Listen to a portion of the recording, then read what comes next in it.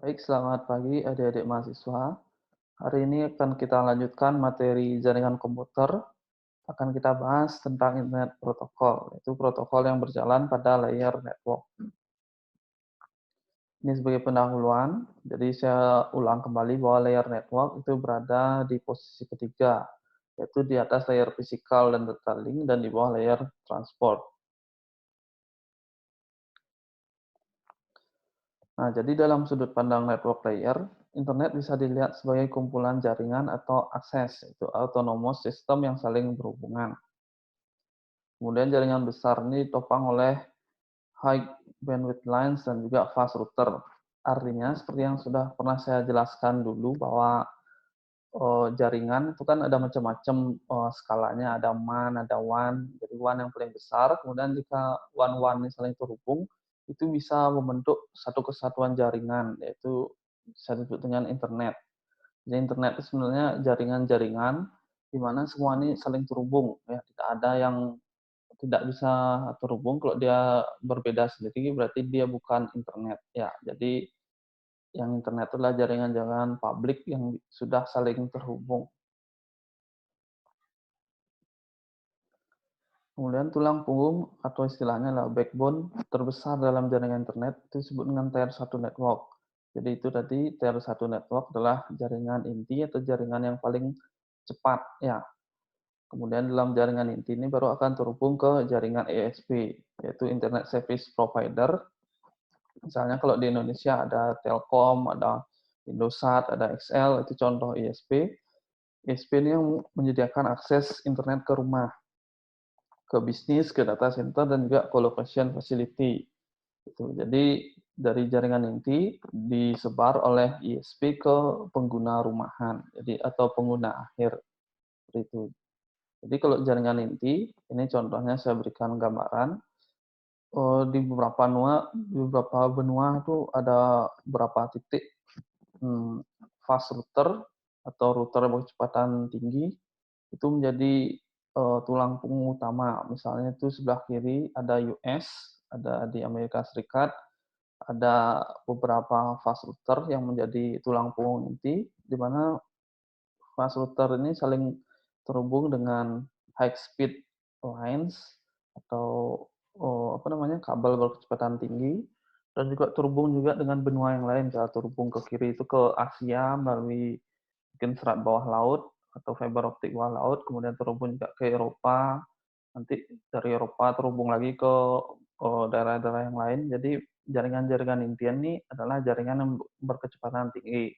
Nah, dari jaringan inti ini akan diteruskan nanti oleh ISP ya ke bawah atau diteruskan ke regional network dulu atau national network, nanti baru terakhir diterima oleh home network atau pengguna akhir.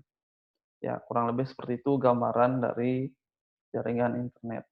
Jadi jaringan internet adalah jaringan yang saling terhubung keseluruhan di seluruh dunia. Kemudian akan kita bahas tentang protokol yang berjalan pada internet. Jadi penghubung keseluruhan jaringan internet adalah internet protokol, yaitu protokol yang bekerja pada network layer. Jadi yang maksud dengan internet protokol yaitu mekanisme mengirimkan data dari satu komputer ke komputer yang lainnya pada jaringan internet.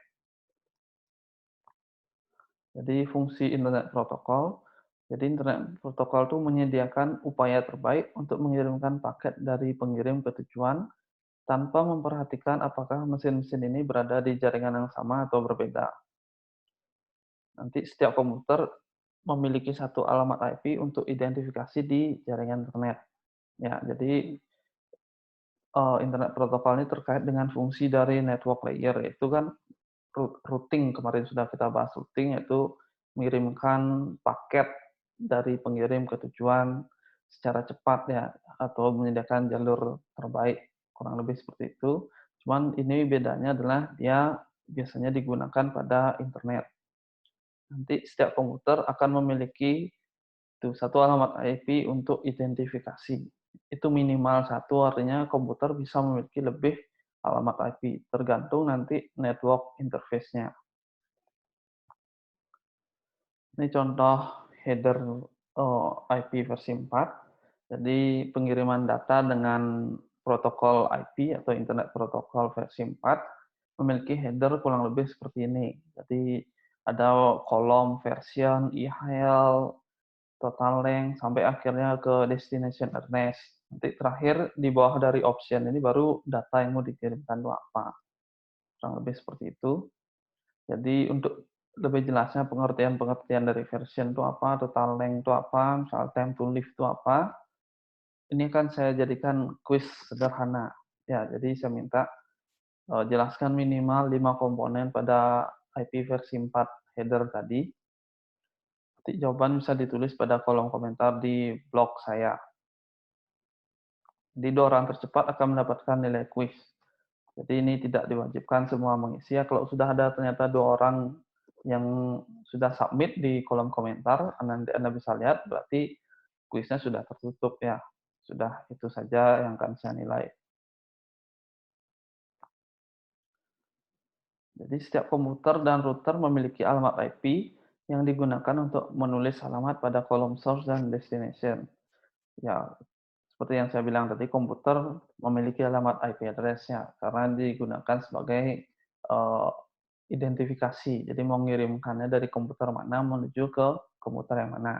Nah, router juga memiliki IP address karena apa? Karena router itu beroperasi di network layer atau di layer ketiga. Di mana kalau layer ketiga itu menggunakan internet protokol. Jadi otomatis dia juga harus memiliki IP address. Berbeda halnya dengan perangkat jaringan yang lain, misal seperti switch, hub, atau apalagi repeater. Nah, itu kan tidak beroperasi di layer ketiga. Jadi otomatis perangkat-perangkat tersebut tidak memiliki IP address. Kemudian perlu kalian perhatikan bahwa satu IP address tidak merujuk ke satu komputer, melainkan ke network interface dari sebuah komputer. Jadi kalau sebuah komputer memiliki 2 network interface dan kedua-duanya aktif, komputer tersebut akan memiliki 2 alamat IP sekaligus. Misalnya komputer A, dia memiliki port LAN, jadi dicolokin kabel LAN, sudah connect, dia punya satu alamat IP. Di saat bersamaan, komputer tersebut juga punya wireless atau WiFi. Jadi WiFi-nya juga dikonekkan ke router yang lain, misalnya ke access point. Otomatis dia akan dapetin IP address juga. Nah, jadi komputer tersebut secara bersamaan memiliki 2 alamat IP, yaitu IP dari WiFi dan IP dari kabel LAN. Seperti itu. Ya, jadi tidak merujuk ke satu komputer, tapi IP itu tergantung ke network interface. Artinya komputer yang tadi akan memiliki 2 jaringan yang berbeda.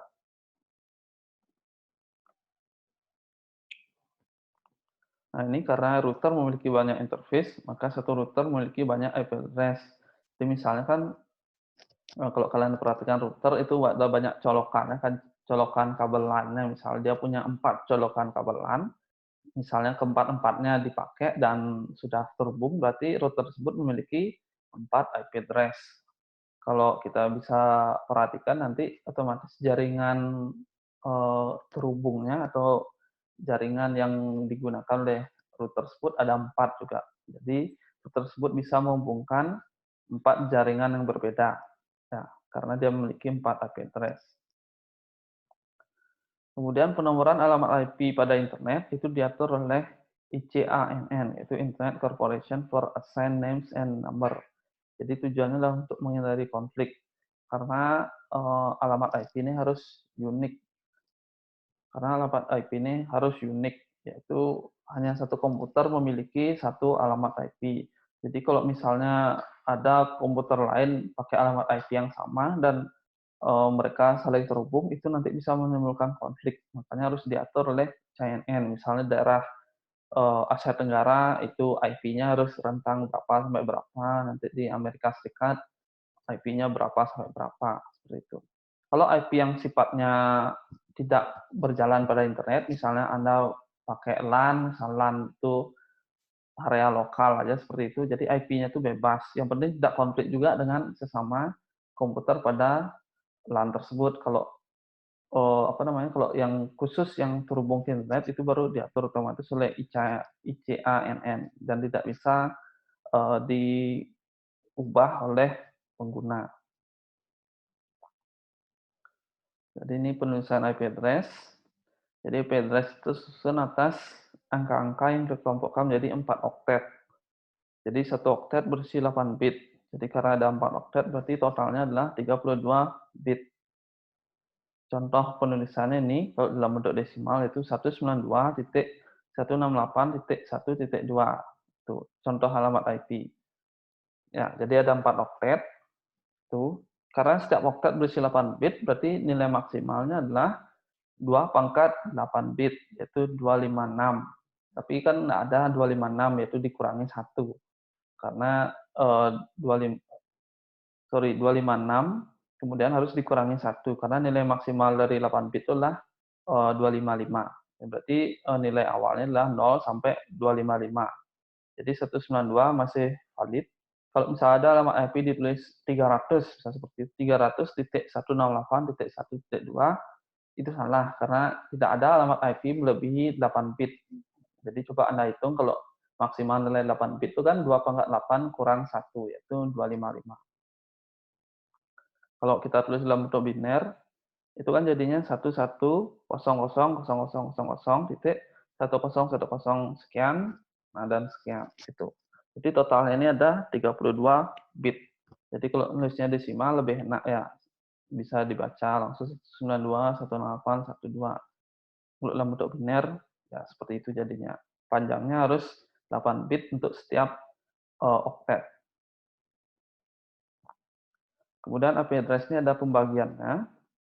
Jadi 32 bit IP address itu bisa kita kelompokkan menjadi dua, yaitu bit awal itu sebagai network portion dan bit-bit sisanya sebagai host portion. Nanti tergantung network portion. Kalau network portion misalnya diambil 24 bit, berarti 24 bit awal itu sebagai network portion dan bit-bit sisanya sebagai host portion. Yaitu bit sisanya kan 8 bit sisanya itu menjadi host portion. Kemudian komputer-komputer yang berada pada jaringan yang sama, alamat network portion-nya pasti akan sama. Ya, tidak mungkin alamat IP-nya beda jauh sekali kalau dia terhubung dalam satu LAN, katakanlah seperti itu. Pasti alamat IP-nya mirip-mirip. Jadi yang mirip itulah bagian network portion. Jadi misalnya komputer di sini terhubung dengan WiFi I miss you, misalnya seperti itu. Jadi alamatnya kalau kalian cek pasti 192.168.1.2 misalnya. Kalau komputer teman kalian connect ke WiFi yang sama, I miss you, misalnya kalian cek IP-nya pasti mirip-mirip 192.168.1.10, misalnya seperti itu. Tidak mungkin beda jauh, misalnya 168.132.1.0 kayak gitu. Nggak mungkin terlalu jauh seperti itu. Jadi pasti mirip-mirip karena network portion, bagian network portion-nya nilainya sama. Nah, ini saya kasih, sini saya kasih contoh. Jadi misalnya kalau alamat 192.168.1.2, jadi kalau alamat tersebut berada pada jaringan dengan network portion 23 bit, maka kita bisa pecah, yaitu kita pecah dulu menjadi biner, yaitu seperti tadi bentuk binernya. Kemudian 23 bit yang pertama itu akan menjadi network portion. Dan sisanya 32 dikurangi 23 itu 9 bit. Jadi 9 bit sisanya itu akan menjadi host portion seperti itu.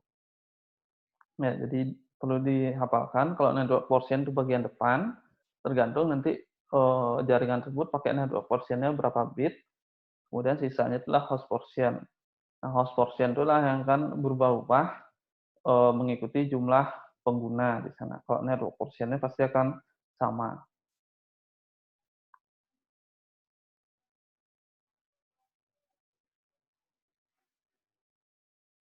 Sorry. Jadi ini saya kasih contoh kedua. Jadi misal soalnya seperti ini, jika network portion 23 bit, apakah alamat IP 192.168.1.2 berada pada jaringan yang sama dengan alamat 192.168.1.200? Jadi kita bisa lihat cara ngeceknya adalah alamat IP yang pertama kita jadikan biner, itu bagian atas. Kemudian alamat IP yang kedua, yang titik 200 kita jadikan biner juga. Kita lihat network portion-nya ada 23 bit. Jadi kita lihat 23 bit pertamanya apakah sama apa enggak. Ternyata sama persis. Berarti dua alamat IP ini berada pada jaringan yang sama. Yang berbeda yaitu bagian host portion. Ketika kita lihat bagian host portion-nya bernilai oktet belakangnya 2, kemudian alamat IP yang kedua oktet belakang nilainya 200. Ya, itu kita bisa ketahui bahwa eh, nilai host-nya aja yang berbeda, sedangkan network portion-nya sama. Kemudian kita pelajari istilah baru yaitu prefix. Yaitu prefix sekelompok alamat IP yang berada pada jaringan yang sama, atau istilahnya adalah network portion-nya sama, disebut dengan prefix. Seperti contoh yang tadi, alamat IP-nya mirip karena network portion-nya itu sama, berarti mereka berada pada blok prefix yang sama. Jadi blok prefix itu kan seperti yang saya bilang tadi, sekelompok alamat IP. Jadi blok prefix ditulis dengan menuliskan alamat IP terkecil. Alamat IP terkecil itu yaitu nilai host portion-nya 0 semua dari kelompok prefix tadi dan ukuran blok prefix, itu ukuran network portion. Jadi penulisan blok prefix itu menggunakan nilai host portion 0 semua dari kelompok prefix tadi dan juga ditambah dengan ukuran blok atau ukuran network portion. Ya, mungkin agak bingung, kita coba lihat contohnya. Tadi dua contoh tadi kan, kita cek alamat blok prefix-nya. Ini. Jadi kalau kita buka lagi slide yang tadi, ini kan ada dua buah alamat, itu kan 192, 168, 12. Kalau kita mau tahu blok prefix-nya berapa, tinggal kita set, ini aturannya tinggal kita set, yaitu nilai host portion-nya 0 semua, dan ditambah dengan ukuran network portion. Itu alamatnya tadi dijadikan biner dulu, kemudian bagian host portion-nya di set 0 semua, tadi kan. Nah ini 9 bit terakhir sudah saya set 0 semua.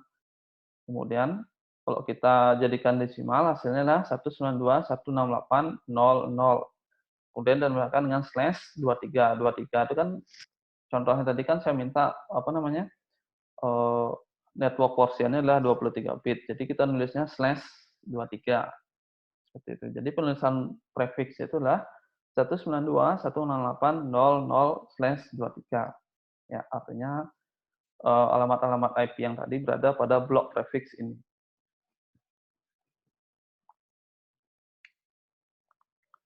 Kemudian kita perlu tahu tentang istilah baru yaitu subnet mask. Jadi subnet mask itu adalah cara penulisan jumlah bit network. Jadi cara lain menulis bagian network portion. Kalau tadi kan menulis network portion pakai slash ya. Kalau kita perhatikan 192.168.00/23. Nah, selain pakai tulisan slash 23, caranya bisa menggunakan subnet mask. Subnet mask itu artinya kita tulis bit-bit network portion diisi 1, yaitu host portion diisi 0, seperti gambar ini. Tadi network portion-nya misal tadi kan apa? Slash 23, berarti network portion-nya 23. Berarti 23 bit pertama kita isi dengan 1, 9 bit sisanya kita isi dengan 0. Ini saya kasih contoh. Jadi kalau prefixnya slash 23, kalau kita nulisnya pakai subnet mask, hasilnya akan seperti ini.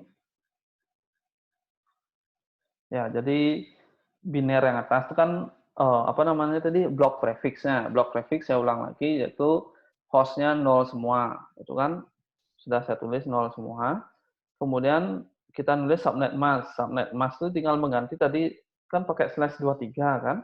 Slash 23 berarti 23 bit network portion itu diisi dengan 1 semua. Kemudian bit sisanya diisi dengan 0. Jadi kalau kita nulis dalam desimal, hasilnya adalah 192.168.00 slash tadi yang 23 itu tinggal diganti dengan bagian yang ini, yaitu 23 bit awal diganti dengan 1. Kalau dijadikan desimal hasilnya 255.255.254.0 seperti itu. Jadi inilah penulisan blok prefix juga. Itu 192.168.00/23. Jadi kalian bisa hafalkan sebenarnya kalau slash 23 diubah dalam bentuk subnet mask hasilnya pasti ini 255.255.254.0 gitu. Karena seringkali kalian ketika setting IP, coba di komputer kalian setting IP kan dimintanya adalah subnet mask, bukan jumlah network portion seperti itu. Itu sebenarnya sama aja kalau bentuknya seperti ini 255.255.255.255.40 bagian subnet mask-nya, berarti kalau kita terjemahkan itu menjadi /23 karena berarti nilainya adalah network portion-nya 23 bit seperti itu. Nah, tadi cara-cara penulisan alamat, penulisan prefix seperti itu, itu maksudnya adalah alamat yang berhierarki. Ya, kenapa aturannya dibuat berhierarki? Ada subnet mask, ada apa tadi? Ada network portion, ada host portion. Kenapa network portion-nya harus sama? Kenapa host portion aja yang boleh berbeda? Itu ada tujuannya. Jadi nanti tujuan yang dapat dipetik antara lain sebagai berikut, yaitu router dapat meneruskan paket berdasarkan hanya pada bagian jaringan pada alamat, selama masing-masing jaringan memiliki blok alamat yang unik. Jadi tabel routing bisa jauh lebih kecil dari seharusnya. Jadi kebayang misalnya router, misalnya dari Indonesia mengirimkan paket menuju 192.168 sekian ke belakangnya kan. Kalau tabel routingnya mencatat semua alamat IP, tentu ukuran tabel routingnya akan sangat besar. Kalau kalau sekarang sudah sudah dipangkas, cukup bagian network portion-nya saja yang disimpan. Nanti detail host-nya kan router router di tempat tujuan yang akan memetakan. Jadi misalnya ngirimin paket dari Indonesia, diterima oleh router yang ada di Indonesia, dicek, oh ternyata network portion yang dituju adalah 192.168 sekian belakangnya. Belakangnya tidak dilihat, cuma bagian network portion aja dilihat. Oh ternyata alamat network portion segini beradanya di Amerika. Berarti tinggal dikirimkan menuju ke Amerika. Nanti dari Amerika lah yang akan meneruskan spesifik ke komputer yang mana. Seperti itu. Jadi tabel routingnya bisa lebih singkat, hanya menyimpan bagian network portion saja. Atau hanya bisa menyimpan bagian prefix saja. Tidak perlu menyimpan setiap host seperti itu. Jadi bisa lebih cepat. Nanti ada kerugiannya juga pakai sistem alamat berhierarki tadi. Jadi alamat IP satu host tergantung pada di mana ya berada di jaringan seperti itu. Jadi kalau misalnya komputer Anda terhubung dengan jaringan Telkomsel, misalnya seperti itu dapat alamat IP sekian. Nanti kalau pindah ke jaringan yang lain misalnya pindah ke pulau yang lain, misalnya kalian berpindah ke Pulau Jawa misalnya seperti itu, tentu alamat IP-nya nanti akan berbeda. Jadi tergantung di mana ia berada. Artinya apa? Alamat IP Anda itu tidak statik ya, namun dinamis, bisa berubah-ubah. Kemudian itu yang pertama, kemudian yang kedua, nanti jika alamat diberikan ke jaringan dalam blok besar, maka akan ada alamat yang dialokasikan tetapi tidak digunakan. Ya, artinya misalnya seperti yang tadi kalian ketahui bahwa ada network portion-nya /23.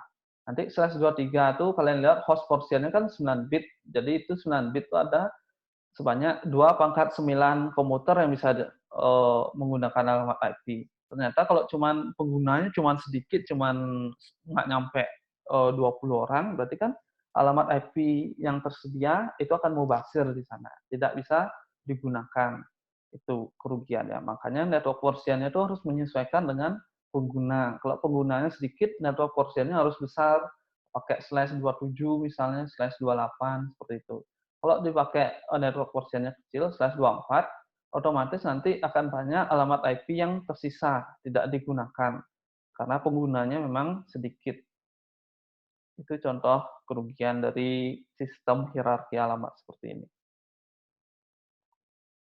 Nah, kalian perlu ketahui juga ada beberapa alamat-alamat spesial dalam sebuah jaringan internet. Jadi yang dimaksud dengan network address itu adalah network address adalah address yang nilai hostnya adalah 0 semua. Itu adalah network address. Atau seperti yang kalian pelajari tadi itu namanya prefix. Tadi kan prefix itu kan alamat IP terkecil ya. Nilai hostnya itulah 0 semua. Jadi istilah lainnya adalah network address. Jadi network address atau prefix address itu sama. Itu hostnya 0 semua. Kalau broadcast address adalah nilai hostnya adalah satu semua seperti itu. Kalau host address adalah alamat IP yang host-nya itu bernilai satu. Ya, host-nya bernilai satu. Bukan satu semua, tapi bernilai satu. Jadi kalau, dalam pembagian IP yang bisa digunakan oleh pengguna, bagian network address yang nilainya nol semua ini, itu tidak bisa digunakan. Ya, kemudian broadcast address yang nilainya satu semua, itu juga tidak bisa digunakan. Yang bisa mulai digunakan adalah dari host address sampai broadcast address -1. Tuh, contohnya seperti misalnya ini, kita lihat alamat IP-nya adalah 10.0.0.1. Jadi start mulai penggunaannya bisa dari 10.0.0.1 sampai 10.0.0.254, bukan 255 ya, karena 255 sudah menjadi broadcast address, tidak bisa dipakai. Kalau 0 juga nggak bisa dipakai karena dia adalah network address. Jadi start mulai dari 1, yaitu 10.0.0.1 sampai 10.0.0.254. Jadi itulah alamat IP yang bisa digunakan. Nah, ini ada konsep tambahan yaitu subnetting.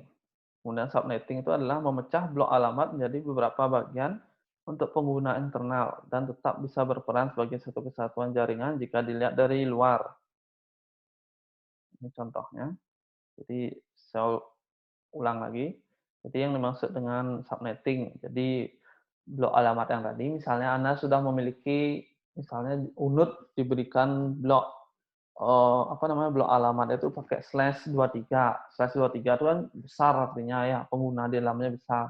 Nanti setiap fakultas atau setiap prodi bisa membuat jaringan yang lebih kecil, itu namanya subnet ya. Jadi kalau dilihat dari luar tetap jadi satu kesatuan, tapi sebenarnya mereka itu bisa dipecah-pecah menjadi jaringan yang lebih kecil, itu subnet namanya. Ini contoh subnetting, misalnya diberikan jatah atau diberikan prefix yaitu 128.268.00, pakainya adalah /16. /16 ini berarti cukup besar, pengguna yang bisa ditampung sangat banyak, yaitu 2 pangkat 32 kurang 16 dapat 16, berarti 2 pangkat 16 pengguna yang bisa ditampung oleh keseluruhan jaringan ini. Karena itu terlalu besar, kemudian dipecah-pecah. Jadi ada EE ini misalnya bagian prodi elektro misalnya, bagian prodi elektro, agar dia tidak tercampur dengan prodi-prodi yang lain, dia memecah yang tadi /16 dipakai /18. Itu kan lebih kecil lagi. Itu prefiksnya sama 128.268.00/18 itu digunakan oleh prodi elektro misalnya. Kemudian prodi CS misalnya computer science itu pakai /17. Berdasarkan analisa kebutuhannya, dia penggunanya tidak terlalu besar, jadi dia pakai /17. Ya, jadi dengan blok prefiksnya sekian, kemudian di misalnya prodi seni juga karena penggunanya sedikit, dia cuma pakai /19 seperti itu. Jadi semakin kecil slash itu semakin sedikit pengguna yang bisa ditampung. Ya, nanti kalau kalian mau tahu kenapa jumlah pengguna yang tampung sedikit, baca lagi materi yang saya tadi ya tentang host portion. Oke, jadi itu contoh subnetting. Kemudian kebalikan dari subnetting adalah root aggregation. Ini. Jadi menggabungkan beberapa prefix kecil menjadi satu prefix yang lebih besar. Itu namanya root aggregation. Tujuannya apa? Tujuannya adalah untuk mengurangi ukuran tabel routing. Jadi semakin besar tabel routing di router, maka prosesnya kan semakin lama nanti. Maka diusahakan ukuran tabel routing semakin kecil. Ini caranya adalah root aggregation. Seperti yang saya jelaskan tadi. Sorry. Jadi hasil prefix yang sudah bergabung lebih besar, jadi istilahnya adalah supernet ya, supernet. Kalau yang tadi kan subnet itu berarti memecah-mecah ya, blok prefix menjadi lebih kecil. Kalau ini menggabungkan blok-blok prefix yang sejenis, ini menjadi lebih besar, itu namanya supernet.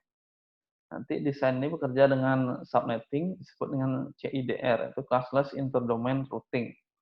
Itu mekanisme yang dijalankan oleh router. Nah, ini contohnya.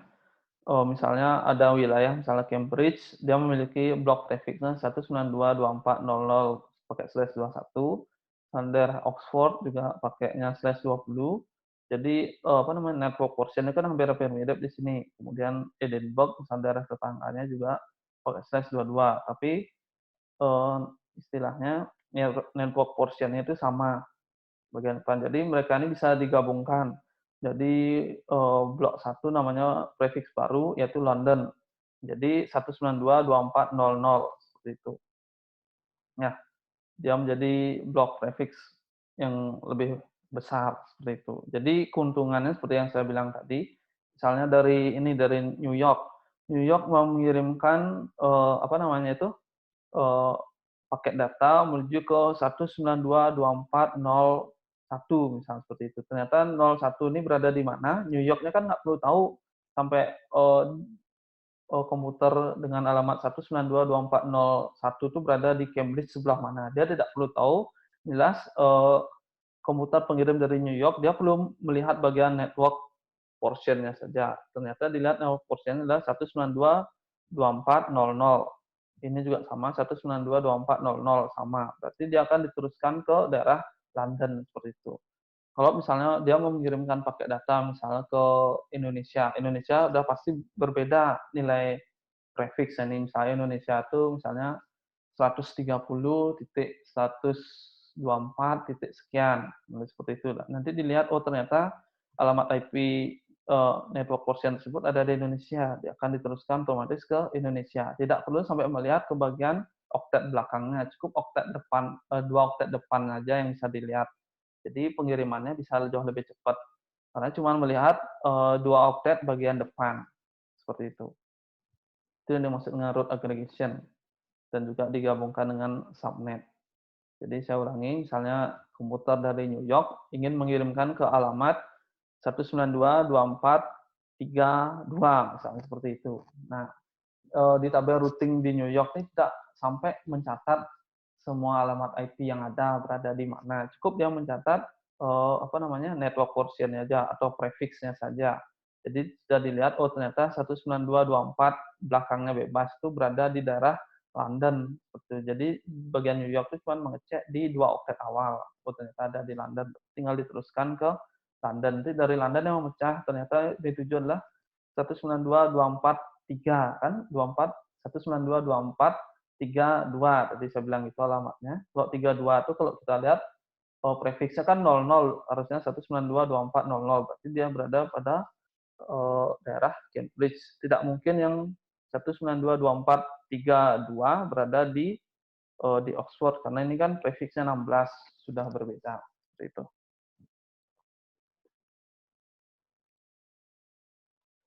Nah, materi terakhir tentang NAT itu Network Address Translation.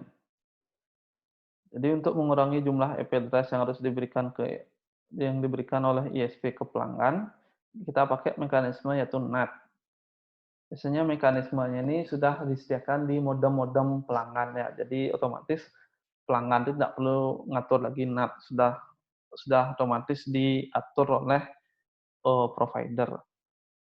Jadi sebelum sebuah paket meninggalkan lokasi pelanggan, yang melewati kotak NAT. Jadi kotak NAT ini saya bilang tadi ada di modem biasanya, yang mengubah nanti alamat sumber IP internal menjadi alamat IP pelanggan yang sebenarnya. Jadi misalnya kalian mau melihat, misalnya kalian connect ke, WiFi-nya MSU. WiFi MSU ini kan sudah terkonek ke internet.